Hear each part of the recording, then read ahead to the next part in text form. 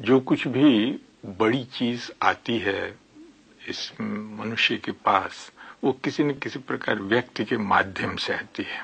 कोई न्यूटन या कोई गांधी व्यक्तियों में ही होते हैं, तो व्यक्ति में वो स्फुरित होती है, चेतना का विकास जो होता है। तो चेतना का विकास हर व्यक्ति में ही स्फुरित होती हो ऐसा नहीं है, व्यक्ति विशेष में वो ज्यादा स्फुरित होती है।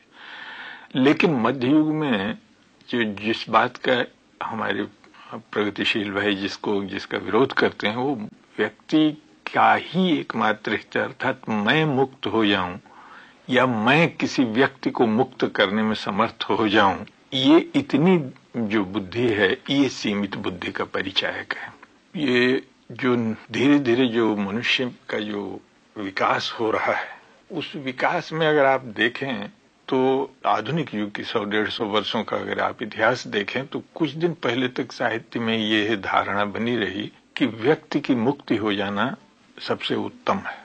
लोगों की दृष्टि ज्यादातर स्वर्ग में, परजन्म में, इस लोक से परे किसी लोक में विश्वास रखता था, चाहे वो कितना भी सुधरा निखरा हुआ रूप हो, लेकिन इस तरह का विश्वास था।